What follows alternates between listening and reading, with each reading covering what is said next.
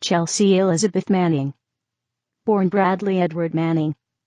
December 17, 1987, is a United States Army soldier who was convicted in July 2013 of violations of the Espionage Act and other offenses after releasing the largest set of classified documents ever leaked to the public. Manning was sentenced in August 2013 to confinement for 35 years with the possibility of parole in 8 years and to be dishonorably discharged from the Army. While in the Army, Manning was known as Bradley and diagnosed with gender identity disorder. In a statement the day after sentencing, Manning said she felt female since childhood, wanted to be known as Chelsea, and requested hormone replacement therapy. Assigned in 2009 to an Army unit in Iraq as an intelligence analyst, Manning had access to classified databases. In early 2010 she leaked classified information to WikiLeaks and confided this to Adrian Lamo, an online acquaintance. Lamo informed Army counterintelligence, and Manning was arrested in May that same year. The material included videos of the July 12, 2007 Baghdad airstrike and the 2009 Grenada airstrike in Afghanistan, 250,000 U.S. diplomatic cables, and 500,000 Army reports that came to be known as the Iraq War Logs and Afghan War Logs. Much of the material was published by WikiLeaks or its media partners between April and November 2010. Manning was ultimately charged with 22 offenses, including aiding the enemy, the most serious charge. She was held at the Marine Corps Brig, Quantico in Virginia, from July 2010 to April 2011, under prevention of injury status, which entailed de facto solitary confinement and other restrictions that caused domestic and international concern, before being transferred to Fort Leavenworth, Kansas, where she could interact with other detainees. She pleaded guilty in February 2013 to 10 of the charges. The trial on the remaining charges began on June 3, 2013, and on July 30 she was convicted of 17 of the original charges and amended versions of 4 others, but was acquitted of aiding the enemy. She will serve her sentence at the maximum security U.S. disciplinary barracks at Fort Leavenworth. Reaction to Manning's disclosures, arrest, and sentence was mixed. Denver Nix, one of her biographers, writes that the leaked material, particularly the diplomatic cables, was widely seen as a catalyst for the Arab Spring that began in December 2010, and that Manning was viewed as both a 21st-century Tiananmen Square tank man and an embittered traitor. Reporters Without Borders condemned the length of the sentence, saying that it demonstrated how vulnerable whistleblowers are. Early life. Born Bradley Edward Manning in 1987, in Crescent, Oklahoma, she was the second child of Susan Fox, originally from Wales, and Brian Manning, an American. Brian had joined the United States Navy in 1974 at the age of 19, and served for 5 years as an intelligence analyst. Brian met Susan in a local Woolworths while stationed in Wales at Cawdor Barracks. Manning's sister was born in 1976. The couple returned to the United States in 1979, moving first to California, then to a 2-story house outside Crescent, with an above-ground swimming pool and 5 acres, 2 hectares, of land where they kept pigs and chickens. Manning as a child.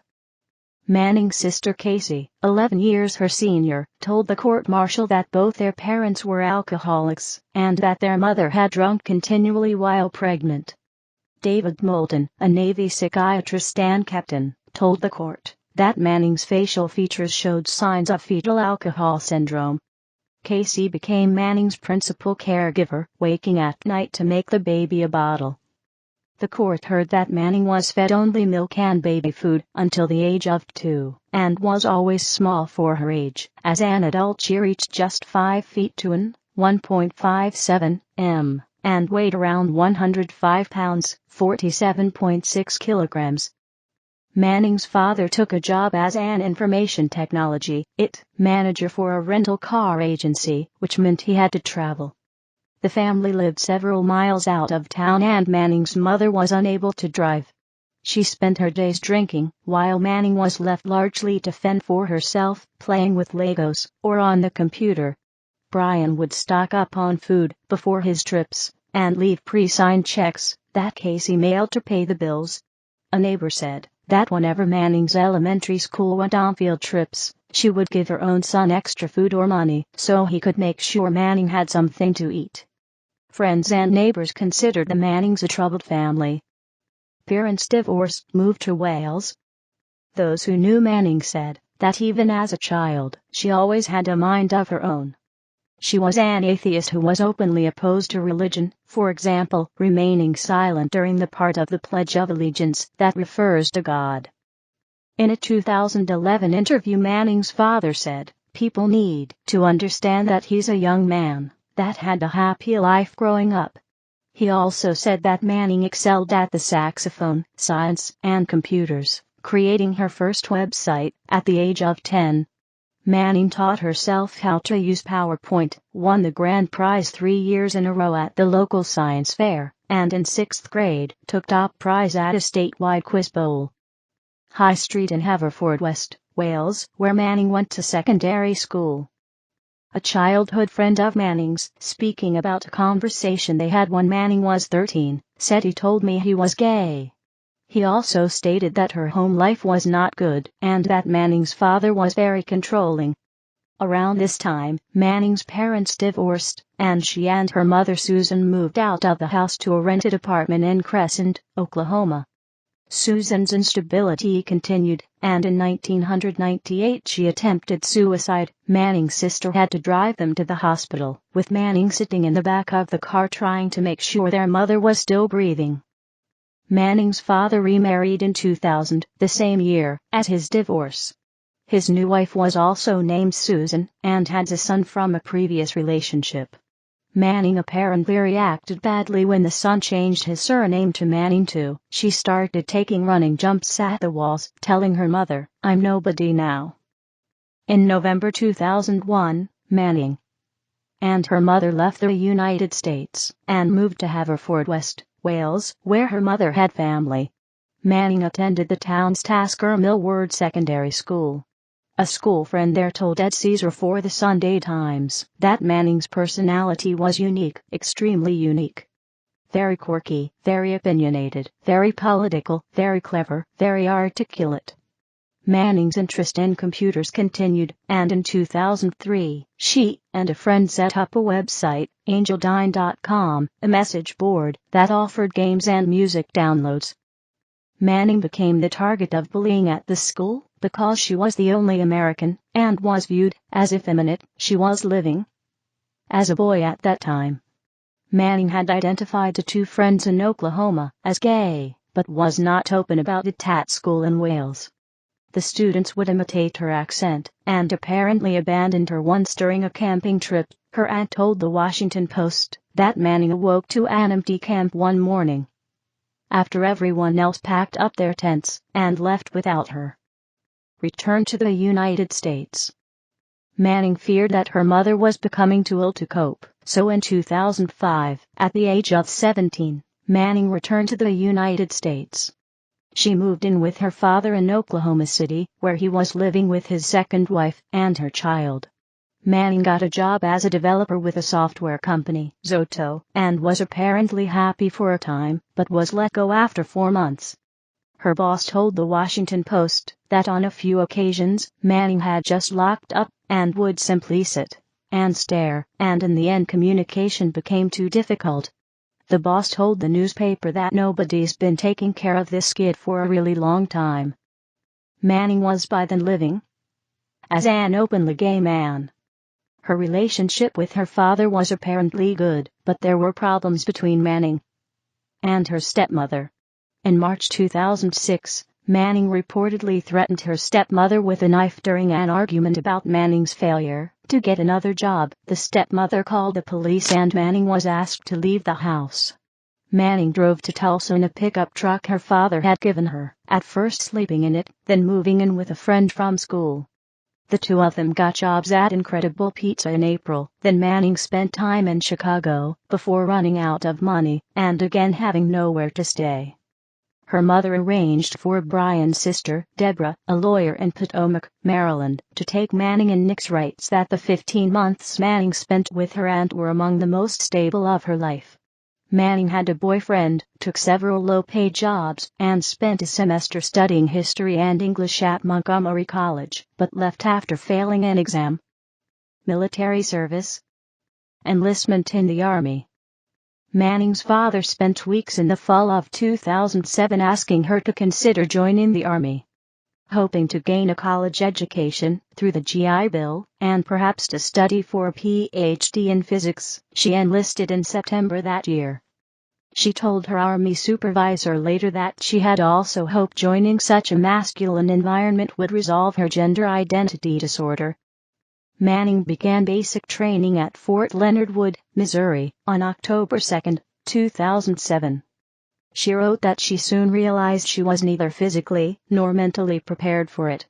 6 weeks after enlisting, she was sent to the discharge unit. She was allegedly being bullied, and in the opinion of another soldier, was having a breakdown. The soldier told The Guardian, "The kid was barely 5 foot, he was a runt, so pick on him.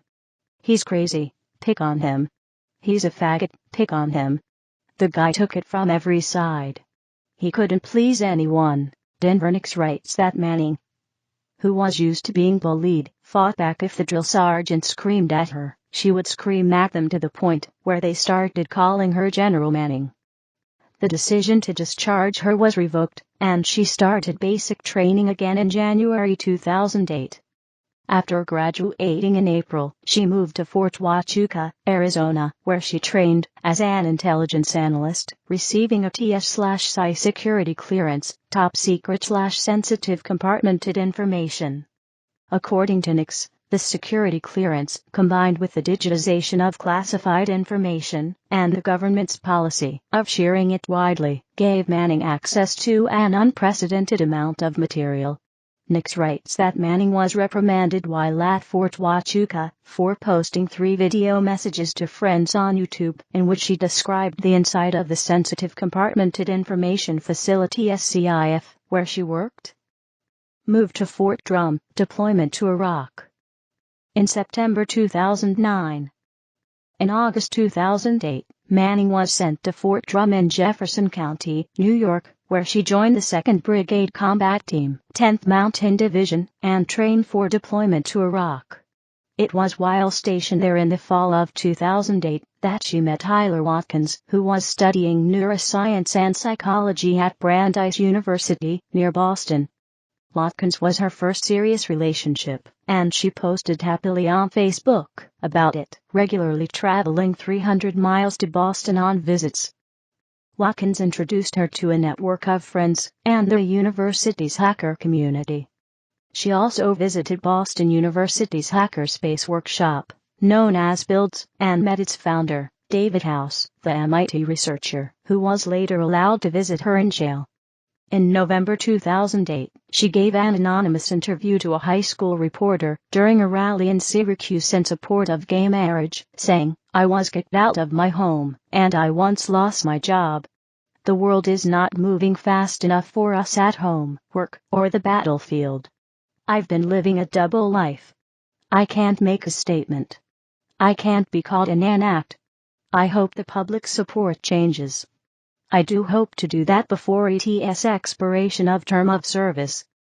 Nix writes that Manning would travel back to Washington, D.C., for visits, where an ex-boyfriend helped her find her way around the city's gay community, introducing her to lobbyists, activists, and White House aides. Back at Fort Drum, she continued to display emotional problems and, by August 2009, had been referred to an Army mental health counselor. A friend told Nix that Manning could be emotionally fraught, describing an evening they had watched 2 movies together, The Last King of Scotland and Dancer in the Dark, after which Manning cried for hours. By September 2009 her relationship with Watkins was in trouble. They reconciled for a short time, but it was effectively over.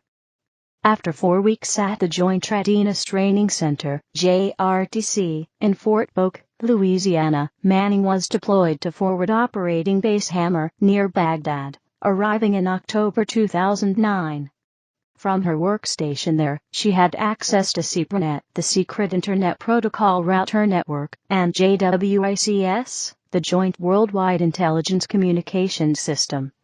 Two of her superiors had discussed not taking her to Iraq. It was felt she was a risk to herself and possibly others, according to a statement later issued by the Army, but again the shortage of intelligence analysts held sway. A month later, in November 2009, she was promoted from private first class to specialist. Contact with gender counselor. The 10th Mountain Division shoulder sleeve insignia. In November 2009, Manning wrote to a gender counselor in the United States, said she felt female, and discussed having sex reassignment surgery. The counselor told Steve Fishman of New York Magazine in 2011 that it was clear Manning was in crisis, partly because of her gender concerns, but also because she was opposed to the kind of war in which she found herself involved. She was by all accounts unhappy and isolated. Because of the military's Don't Ask, Don't Tell policy, known as DADT, and repealed in September 2011, Manning was unable to live as an openly gay man without risk of being discharged, although she apparently made no secret of it. Her friends said she kept a fairy wand on her desk.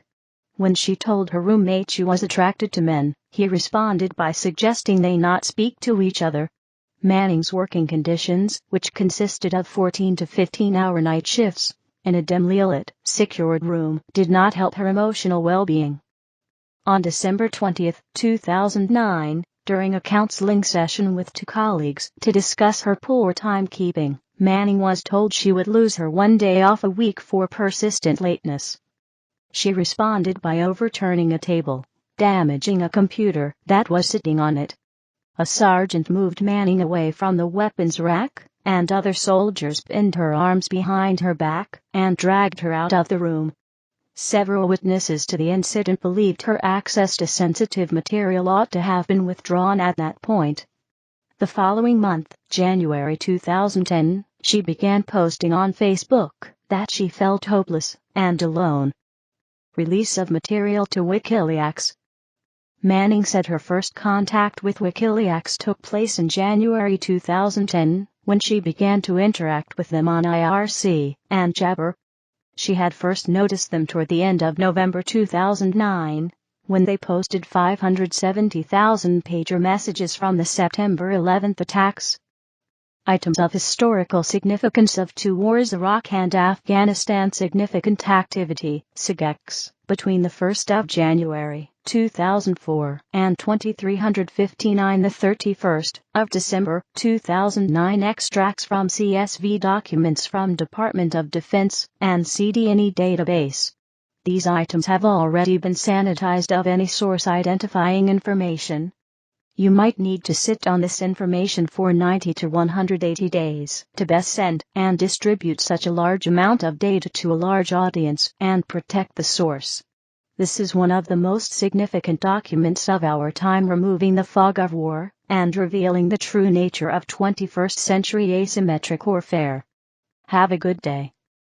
PFC Manning. January 9, 2010. On January 5, 2010, Manning downloaded the 400,000 documents that became known as the Iraq War Logs. On January 8, she downloaded 91,000 documents from the Afghanistan database, the Afghan War Logs. She saved the material on CDRW, then copied it onto her personal laptop, a MacBook.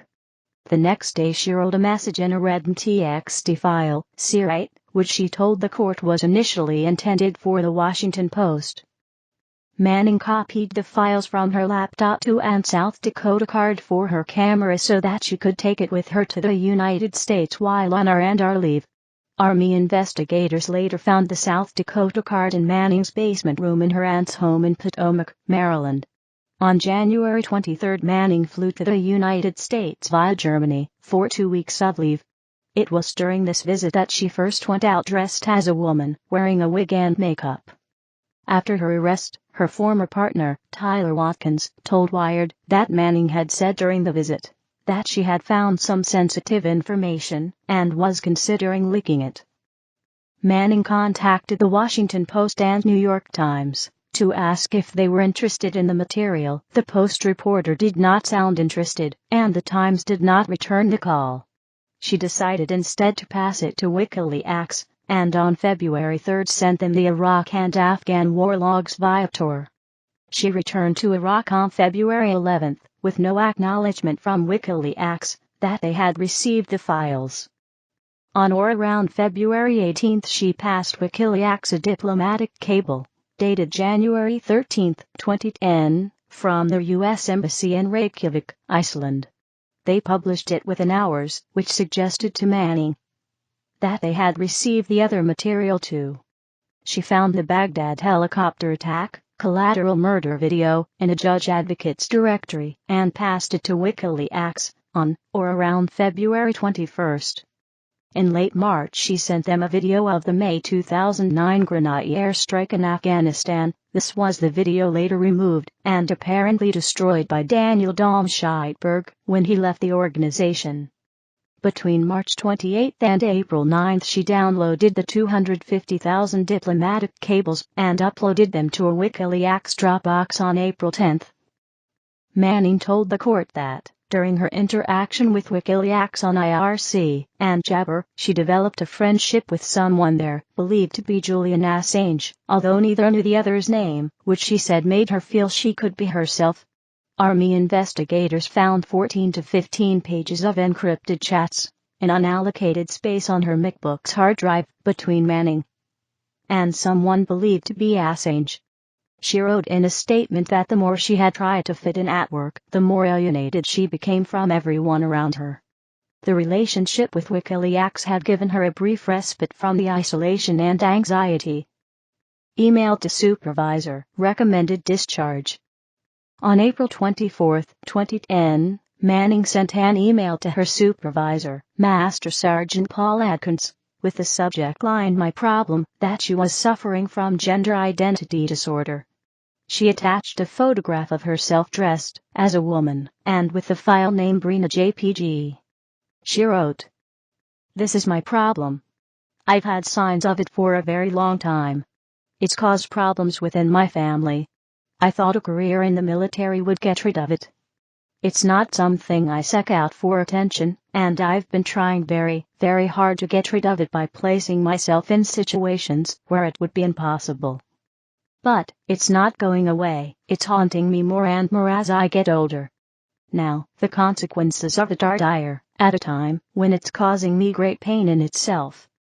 Adkins discussed the situation with Manning's therapists, but did not pass the email to anybody above him in his chain of command. He told Manning's court-martial that he was concerned the photograph would be disseminated among other staff. Captain Stephen Lim, Manning's commander, said he first saw the email after Manning's arrest, when information about hormone replacement therapy was found in Manning's room in Baghdad. At that point Lim learned that Manning had been calling herself Brianna. Manning sent this photograph of herself in a wig and makeup to her supervisor in April 2010.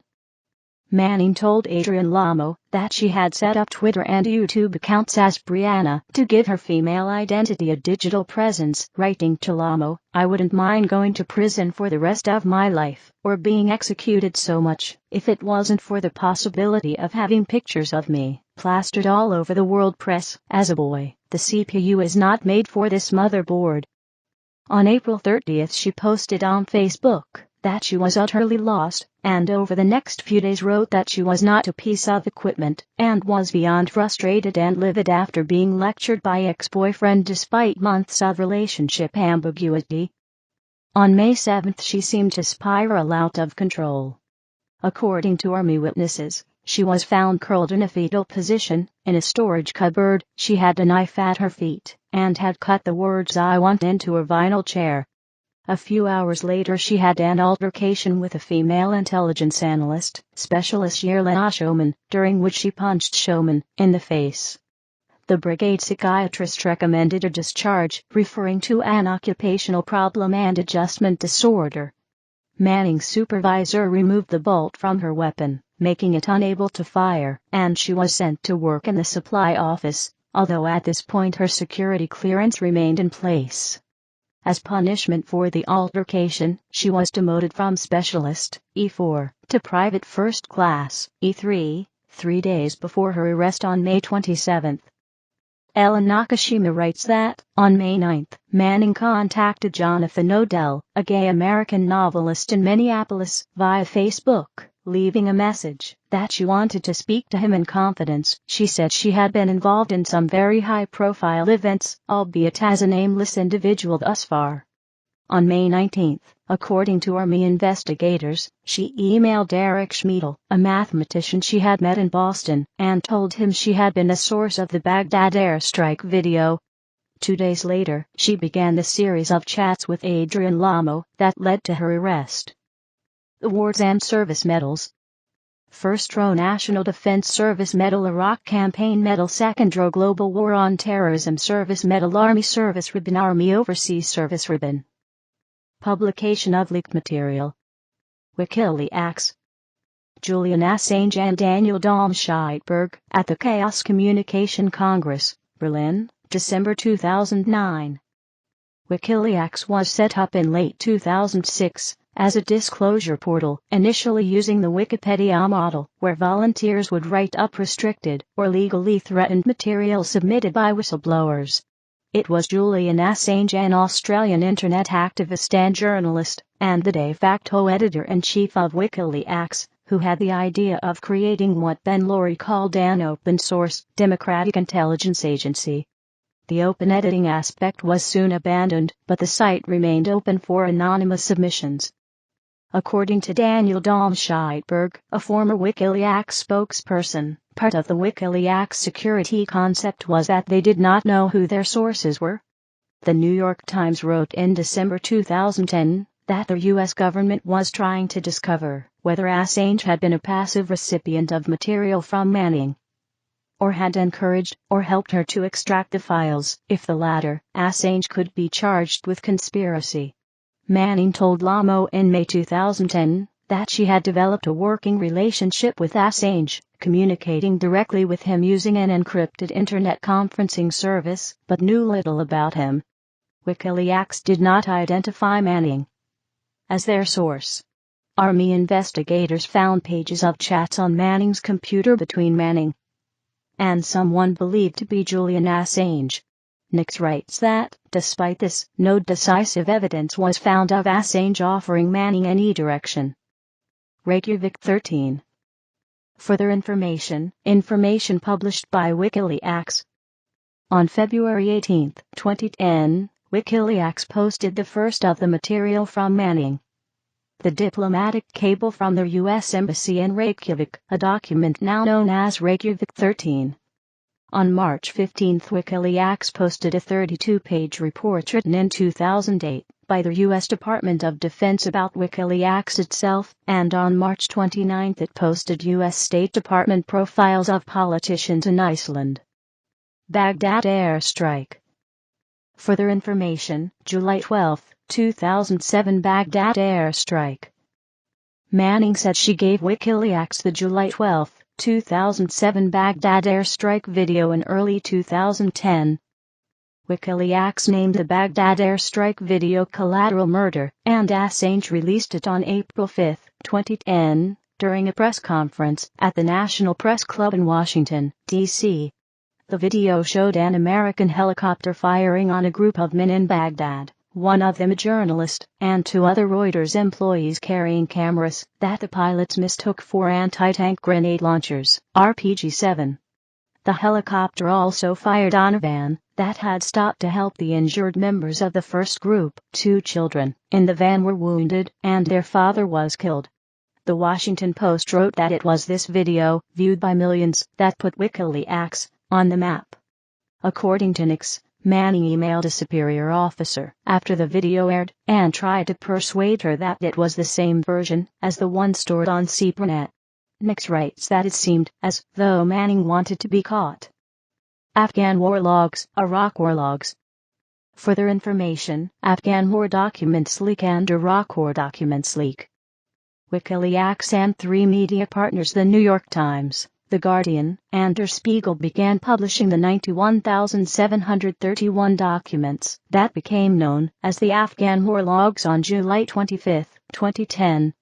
This was followed on October 22, 2010, by 391,832 classified military reports covering the period January 2004 to December 2009. These became known as the Iraq War Logs.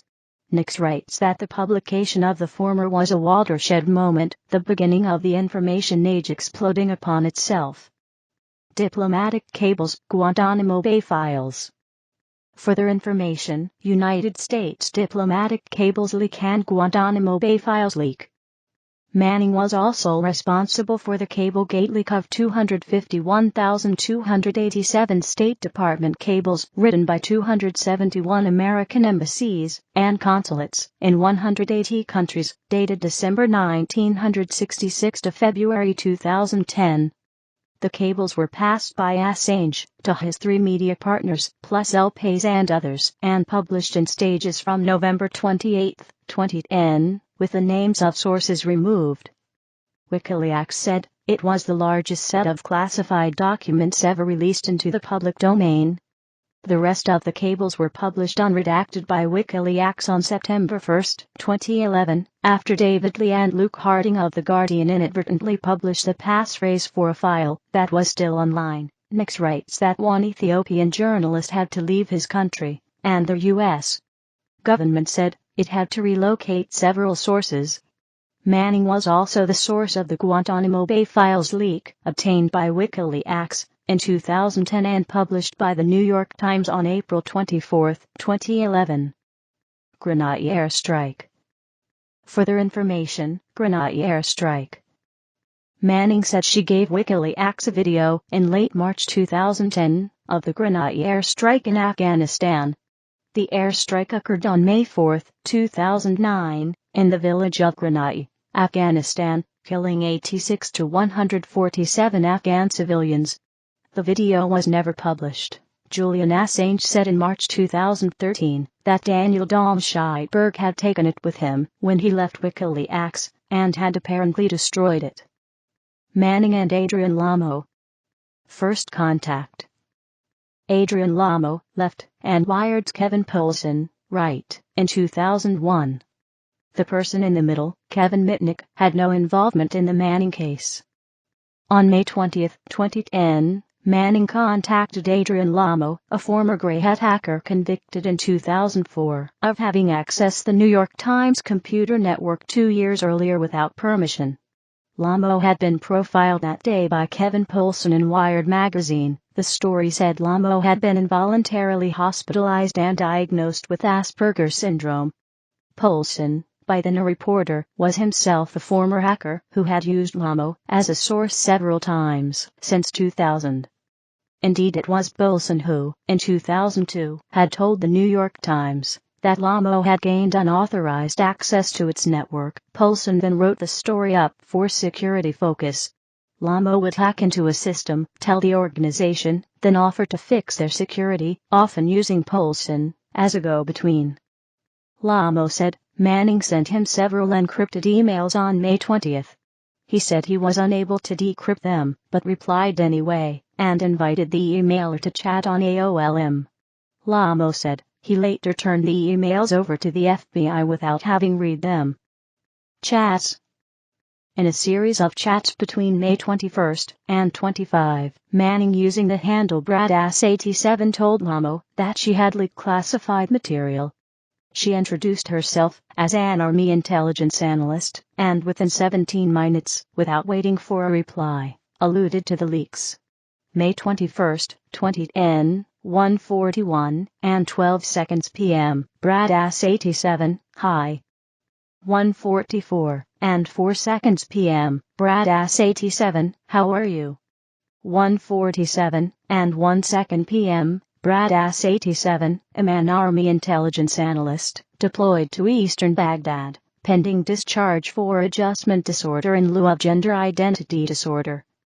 1:56 and 24 seconds p.m. Bradass87, I'm sure you're pretty busy. 1:58 and 31 seconds p.m. Brad Ass 87, if you had unprecedented access to classified networks 14 hours a day 7 days a week for 8+ months, what would you do? Lamo replied several hours later. He said, I'm a journalist and a minister. You can pick either and treat this as a confession or an interview, never to be published, and enjoy a modicum of legal protection. They talked about restricted material in general, then Manning made her first explicit reference to the leaks. This is what I do for friends. She linked to a section of the May 21, 2010, version of Wikipedia's article on WikiLeaks, which described the WikiLeaks release in March that year of a Department of Defense report on WikiLeaks itself. She added the one below that is mine to the section below in the same article referred to the leak of the Baghdad airstrike collateral murder video. Manning said she felt isolated and fragile and was reaching out to someone she hoped might understand. May 22, 2010, 11:49 and 2 seconds a.m. Brad Ass 87, in the desert, with a bunch of hypermasculine trigger-happy ignorant rednecks as neighbors, and the only safe place I seem to have is this satellite internet connection. 11:49 and 51 seconds a.m. Brad Ass 87, and I already got myself into minor trouble, revealing my uncertainty over my gender identity, which is causing me to lose this job and putting me in an awkward limbo. 11:52 and 23 seconds a.m. Brad Ass 87, at the very least, I managed to keep my security clearance so far. 11:58 and 33 seconds a.m. Brad Ass 87, and little does anyone know, but among this visible mess, there's the mess I created that no one knows about yet. 12:15 and 11 seconds p.m. Brad Ass 87, hypothetical question, if you had free rein over classified networks for long periods of time, say, 8-9 months, and you saw incredible things, awful things, things that belonged in the public domain, and not on some server stored in a dark room in Washington, D.C., what would you do? 12:21 and 24 seconds p.m. Brad Ass 87, say, a database of 500,000 events during the Iraq War, from 2004 to 2009, with reports, daytime groups, lat-lon locations, casualty figures, or 260,000 State Department cables from embassies and consulates all over the world, explaining how the First World exploits the Third, in detail, from an internal perspective. 12:26 and 9 seconds p.m. Brad Ass 87, let's just say someone I know intimately well, has been penetrating U.S. classified networks, mining data like the ones described, and been transferring that data from the classified networks over the air gap onto a commercial network computer, sorting the data, compressing it, encrypting it, and uploading it to a crazy white-haired Aussie who can't seem to stay in one country very long. 12:31 and 43 seconds p.m. Brad Ass 87, crazy white-hair dude equals Julian Assange. 12:33 and 5 seconds p.m. Brad Ass 87, in other words, IVE made a huge mess.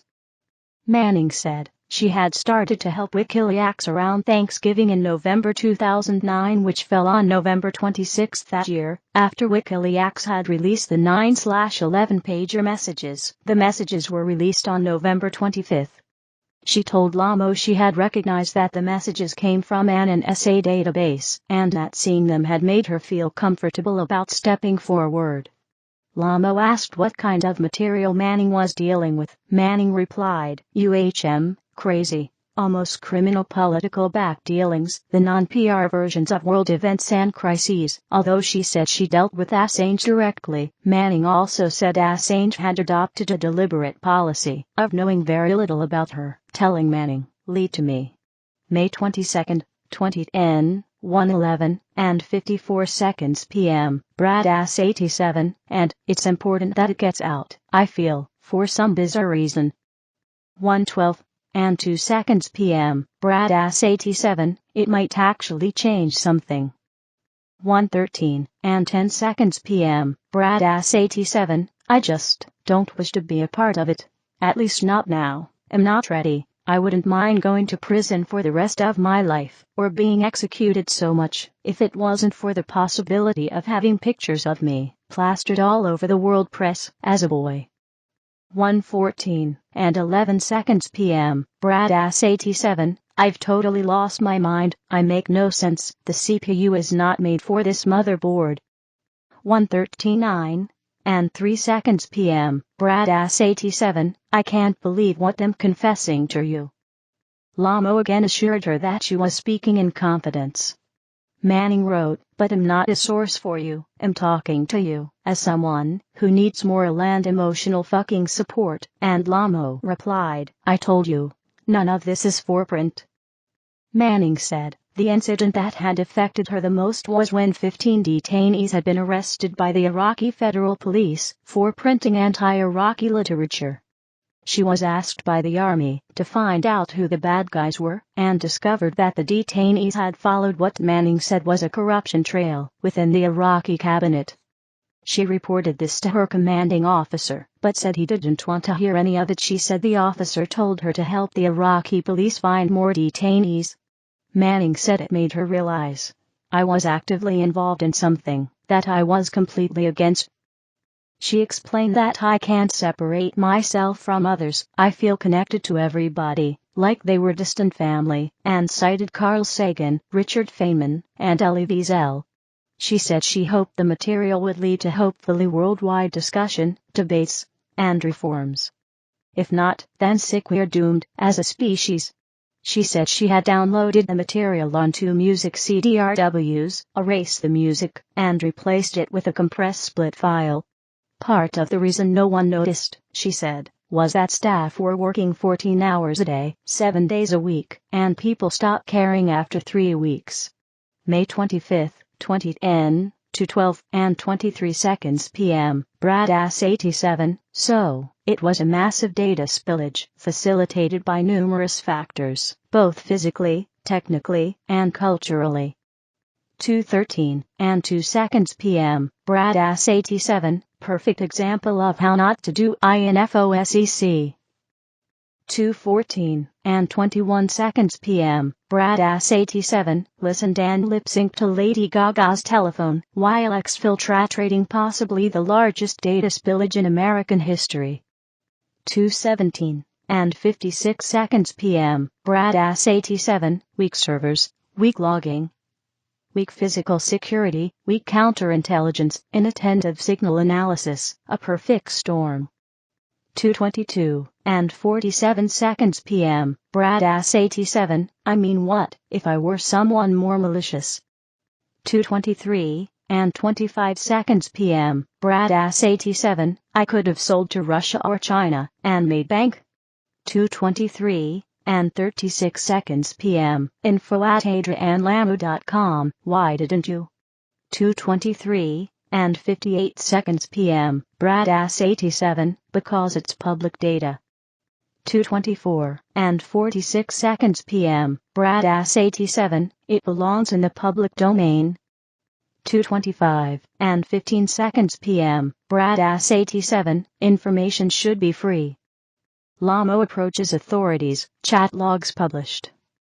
Shortly after the first chat with Manning, Lamo discussed the information with Chet Huber of the volunteer group Project Vigilant, which researches cybercrime, and with a friend who had worked in military intelligence. Both advised Lamo to go to the authorities. His friend reported the conversation to United States Army counterintelligence, and Lamo was contacted by counterintelligence agents shortly thereafter. He told them he believed Manning was endangering lives. He was largely ostracized by the hacker community afterwards. Nix argues, on the other hand, that it was thanks to Lamo that the government had months to ameliorate any harm caused by the release of the diplomatic cables. Lamo met with FBI and Army investigators on May 25 in California and showed them the chat logs. On or around that date he also passed the story to Kevin Poulsen of Wired, and on May 27 gave him the chat logs and Manning's name under embargo.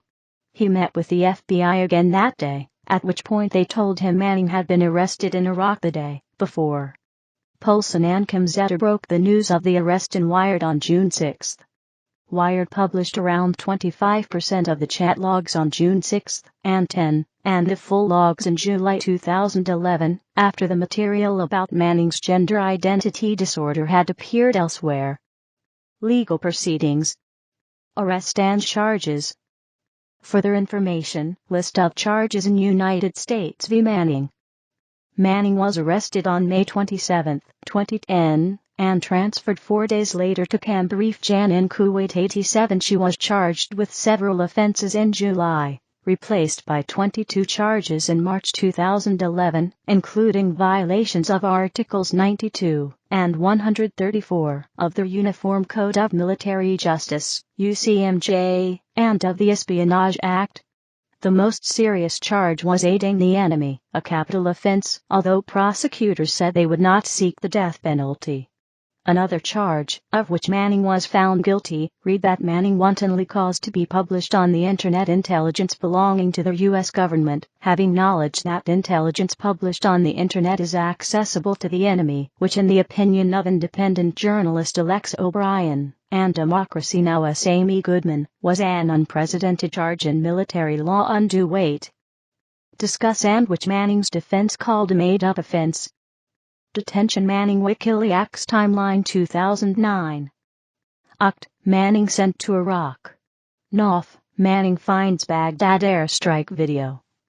November 25. WikiLeaks, WL, publishes 9/11-pager messages. Nov. Manning allegedly contacts WL. 2010. February 18. WL releases Reykjavik 13 cable, purportedly from Manning. March 15. WL releases Defense Dept report about WL, purportedly from Manning. March 29. WL releases State Dept profiles, purportedly from Manning. April 5. WL releases Baghdad airstrike video, purportedly from Manning. 21 the 25th of May, Manning and Adrian Lamo chat. The 27th of May, Manning arrested in Iraq. June 6, Wired publishes partial Manning Lamo chat logs. July 5, Manning charged. July 25, WL releases Afghan war logs, purportedly from Manning. July 29, Manning transferred to the U.S. October 22, WL releases Iraq war logs, purportedly from Manning. November 28, newspapers publish U.S. diplomatic cables from WL, purportedly from Manning. 2011. Yawn and special rapporteur submits inquiry to U.S. about Manning. March 1, Manning charged with more offenses. December 16, Article 32 hearing begins. 2012. Feb. Manning ordered to stand trial. 2013. February 28, Manning pleads guilty to 10 of 22 charges. June 3, trial begins. July 30, Manning convicted on most charges, acquitted of aiding the enemy. August 21, Manning sentenced to 35 years. September 4, Manning and her lawyers started seeking a presidential pardon. While in Kuwait, Manning was placed on suicide watch after her behavior caused concern. She was moved from Kuwait to the Marine Corps Base Quantico, Virginia, on July 29, 2010, and classified as a maximum custody detainee with prevention of injury (POI) status. POI status is one stop short of suicide watch, entailing checks by guards every 5 minutes. Her lawyer, David Coombs, a former military attorney, said Manning was not allowed to sleep between 5 a.m., 7 a.m. on weekends, and 8 p.m., and was made to stand or sit up if she tried to. She was required to remain visible at all times, including at night, which entailed no access to sheets, no pillow except one built into her mattress, and a blanket designed not to be shredded. Manning complained that she regarded it as pre-trial punishment. Her cell was 6'12" feet, 1.8 by 3.6 m, with no window, containing a bed, toilet, and sink. The jail had 30 cells built in a U-shape, and although detainees could talk to one another, they were unable to see each other. Her lawyer said the guards behaved professionally and had not tried to harass or embarrass Manning. She was allowed to walk for up to 1 hour a day, meals were taken in the cell, and she was shackled during visits. There was access to television when it was placed in the corridor, and she was allowed to keep one magazine and one book. Because she was in pre-trial detention, she received full pay. On January 18, 2011, after an altercation with the guards, the commander of Quantico classified her as a suicide risk. Manning said the guards had begun issuing conflicting commands, such as turn left, don't turn left, and upbraiding her for responding to commands with yes instead of I. Shortly afterwards, she was placed on suicide watch, had her clothing and eyeglasses removed, and was required to remain in her cell 24 hours a day. The suicide watch was lifted on January 21 after a complaint from her lawyer and the brig commander, who ordered it was replaced. On March 2 she was told that her request for the removal of her POI status had been denied. Her lawyer said Manning joked to the guards that, if she wanted to harm herself, she could do so with her underwear or her flip-flops. The comment resulted in her having her clothes removed at night, and she had to present herself naked one morning for inspection. The detention conditions prompted national and international concern. 1. Mendez, a United Nations special rapporteur on torture, published a report saying the detention conditions had been cruel, inhuman and degrading. In January 2011, Amnesty International asked the British government to intervene because of Manning's status as a British citizen by descent, although Manning's lawyer said Manning did not regard herself as a British citizen.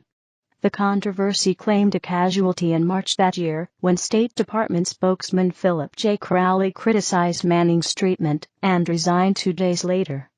In early April, 295 academics, most of them American legal scholars, signed a letter arguing that the treatment was a violation of the United States Constitution. On April 20, the Pentagon transferred Manning to the Midwest Joint Regional Correctional Facility, a new medium-security facility in Fort Leavenworth, Kansas, where she was placed in an 80-square-foot cell with a window and a normal mattress, able to mix with other pre-trial detainees and keep personal objects in her cell. Evidence presented at Article 32 hearing. In April 2011, a panel of experts ruled that Manning was fit to stand trial. An Article 32 hearing, presided over by Lieutenant Colonel Paul Almanza, was convened on December 16, 2011, at Fort Meade, Maryland. The hearing resulted in Almanza recommending that Manning be referred to a general court-martial. She was arraigned on February 23, 2012, and declined to enter a plea. During the Article 32 hearing, the prosecution, led by Captain Ashton Fine, presented 300,000 pages of documents in evidence, including chat logs and classified material. The court heard from 2 Army investigators, Special Agent David Shaver, head of the Digital Forensics and Research Branch of the Army's Computer Crime Investigative Unit, CCIU, and Mark Johnson, a digital forensics contractor from Mantech International, who works for the CCIU. They testified that they had found 100,000 State Department cables on a workplace computer Manning had used between November 2009 and May 2010, 400,000 military reports from Iraq, and 91,000 from Afghanistan, on an South Dakota card found in her basement room in her aunt's home in Potomac, Maryland, and 10,000 cables on her personal MacBook Pro and storage devices that they said had not been passed to WikiLeaks because a file was corrupted. They also recovered 14 to 15 pages of encrypted chats, an unallocated space on Manning's MacBook hard drive between Manning and someone believed to be Julian Assange. 2 of the chat handles, which used the Berlin Chaos Computer Club's domain, CCC, were associated with the names Julian Assange and Nathaniel Frank. Johnson said he found SSH logs on the MacBook that showed an SFTP connection from an IP address that resolved to Manning's aunt's home to a Swedish IP address with links to WikiLeaks.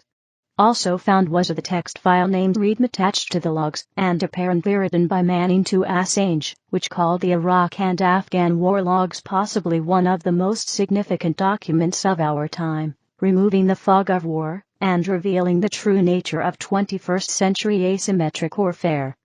The investigators testified they had also recovered an exchange from May 2010, between Manning and Eric Schmiedel, a Boston mathematician, in which Manning said she was the source of the Baghdad helicopter attack, collateral murder video. Johnson said there had been 2 attempts to delete material from the MacBook. The operating system had been reinstalled in January 2010, and on, or around January 31, 2010, an attempt had been made to erase the hard drive by doing a zero fill, which involves overwriting material with zeros. The material was recovered after the overwrite attempts from unallocated space. Manning's lawyers argued that the government had overstated the harm the release of the documents had caused, and had overcharged Manning to force her to give evidence against Assange. The defense also raised the issue of whether Manning's gender identity disorder had affected her judgment, and whether the don't ask, don't tell policy had made it difficult for her to serve in the Army. Guilty plea, trial, sentence. Further information: United States v. Manning, United States v. Manning Court, United States Army Military District of Washington. Full case name: United States of America v. Manning. Bradley E. PFC. Date decided July 30, 2013. Judge sitting Colonel Denise Lynn. Case history: prior action, S. Article 32 hearing. Opened December 16, 2011. Formally charged February 23, 2012. Article 39, pretrial hearing. Opened April 24, 2012. The judge, Army Colonel Denise Lind, accepted terms in December 2012 that would allow Manning to plead guilty to lesser charges in exchange for a maximum sentence of 16 years. Colonel Lind ruled in January 2013 that the sentence be reduced by 112 days because of the treatment Manning received at Quantico. Manning pleaded guilty to 10 of the 22 charges on February 28. Reading for over an hour from a 35-page statement, she said she had leaked the cables to show the true cost of war. Prosecutors pursued a court-martial on the remaining charges. The trial began on June 3, 2013. Manning was convicted on July 30, 17 of the 22 charges in their entirety, including 5 counts of espionage and theft, and an amended version of 4 other charges. She was acquitted of aiding the enemy. The sentencing phase began the next day. Captain Michael Worsley, a military psychologist who had treated Manning before her arrest, testified that Manning had been left isolated in the Army, trying to deal with gender identity issues in a hypermasculine environment.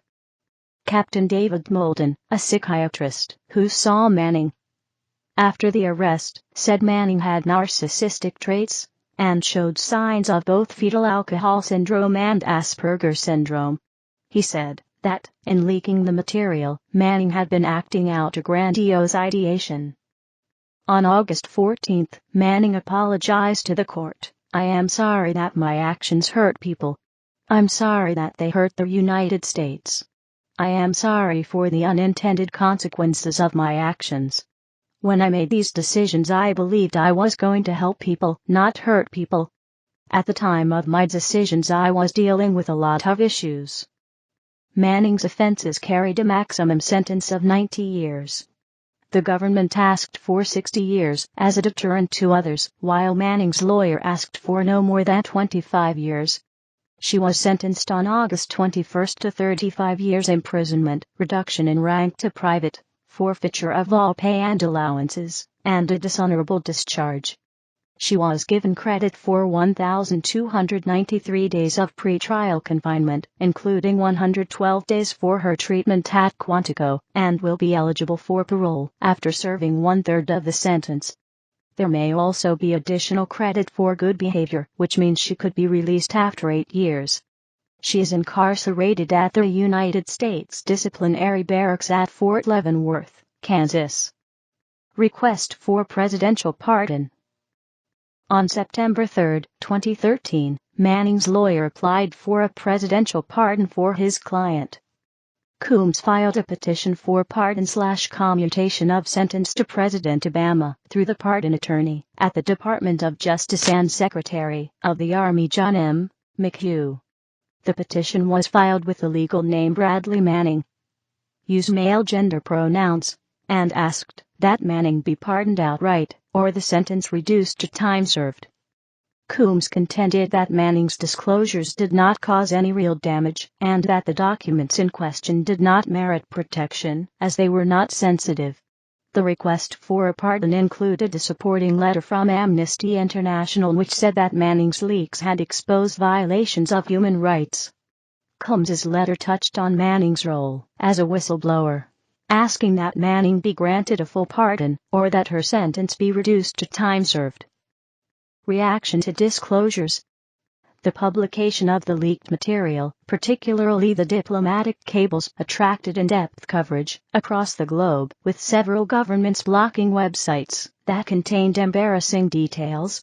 Alan Rusbridger, editor of The Guardian, said, "I can't think of a time when there was ever a story generated by a news organization where the White House, the Kremlin, Chavez, India, China, everyone in the world was talking about these things. I've never known a story that created such mayhem that wasn't an event, like war, or a terrorist attack." Billboard erected in Washington, D.C., by the private Manning Support Network. Denver Nix wrote that Manning's name appended, like a slogan, to wholesale denunciations and exaltations alike. United States Navy Admiral Michael Mullen, then chairman of the Joint Chiefs of Staff, said the leaks had placed the lives of American soldiers and Afghan informants in danger. Journalist Glenn Greenwald argued that Manning was the most important whistleblower since Daniel Ellsberg leaked the Pentagon Papers in 1971. President Barack Obama commented too, saying that Manning broke the law. Eugene Fidel, of the National Institute of Military Justice, called the remark unlawful command influence. Manning and WikiLeaks were credited as catalysts for the Arab Spring that began in December 2010, when waves of protesters rose up against rulers across the Middle East and North Africa after the leaked cables exposed government corruption. Heather Brooke writes that, in Tunisia, where the uprisings began on December 17 with the self-immolation of Mohamed Bouazizi in protest at being unable to make a living. One of the cables published around 10 days earlier showed that the president's daughter and her husband had their ice cream flown in from Saint-Tropez. As Time magazine designated the protester as its 2011 Person of the Year, Brooke writes that WikiLeaks came under tremendous pressure, experiencing distributed denial-of-service attacks that shut down their servers and finding themselves unable to receive donations when PayPal, banks, and credit card companies refused to process them. The Washington Post editorial asked why an apparently unstable Army private had been able to access and transfer sensitive material in the first place. According to Nix, Manning's sexuality came into play too, with Manning illustrating for the far right that gay people were unfit for military service, while the mainstream media presented her as a gay soldier driven mad by bullying. Gender Transition, an editor, has expressed a concern that the section lends undue weight to certain ideas relative to the article as a whole. Please help to discuss and resolve the dispute before removing this message. October 2013. On August 22, 2013, the day after sentencing, Manning's attorney issued a press release to the Today Show announcing that she is a female and asked that she be referred to by her new name, Chelsea, and feminine pronouns. "As I transition into this next phase of my life, I want everyone to know the real me. I am Chelsea Manning. I am a female. Given the way that I feel and have felt since childhood, I want to begin hormone therapy as soon as possible. I hope that you will support me in this transition. I also request that, starting today, you refer to me by my new name and use the feminine pronoun, except in official mail to the confinement facility. I look forward to receiving letters from supporters and having the opportunity to write back." Immediate reaction to Manning's request was split.